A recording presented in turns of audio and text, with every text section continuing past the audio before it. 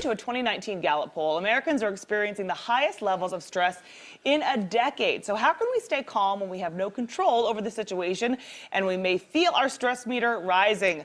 Joining us this morning to discuss, Dr. Brian King, a neuroscientist, psychologist, comedian, and author of The Art of Taking It Easy, How to Cope, I love this, How to Cope with Bears, Traffic, and the Rest of Life's Stressors. Sure.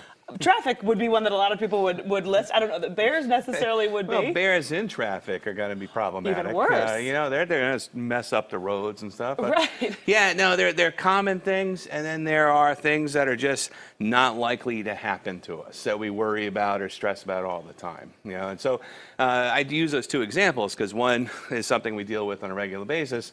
The other is something that a lot of people might worry about or, you know, overly concern themselves with. That's probably not going to happen. And I use those as examples to help people to understand the impact that stress has and to reframe a lot of their thoughts around it. You know, you hear so many people these days talking openly, which I think is very healthy, about their anxiety and about things that stress them out. And anxiety, I feel like, is kind of a buzzword now, and people are acknowledging that it's a real thing and a thing that we need to acknowledge and do something about.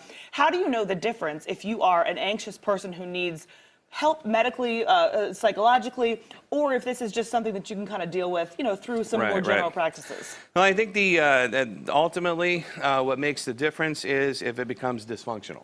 You know, eating is normal behavior. We all do it, right? Eat too much, it can become dysfunctional.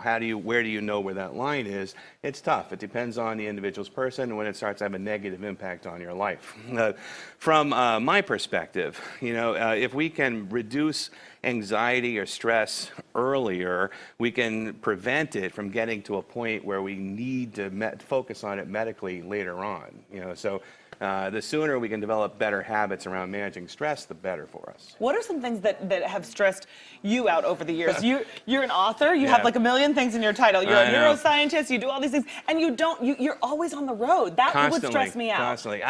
The way I live life would stress out most people. I don't have a home. I travel from place to place. Yeah, it's a very stressful lifestyle, but I don't get stressed by it. I've always managed stress really well, and of course I have a degree in psychology, but it's my own recognition of how well I manage stress that really led me to be successful in what I do right now, which is help people to manage their stress. Listen, if you want to meet Dr. King in person, you can do it tonight, 7 o'clock, Park Road Books. There will be a book signing, 4139 Park Road. Again, doors open at 6:30. 7 o'clock is when he'll get going. Again, the name of the book is The Art of Taking It Easy, How to Cope with Bears, Traffic, and the Rest of Life's Stressors. Thank you so much for coming in. Thank you. I appreciate it. Absolutely. Thanks for having me.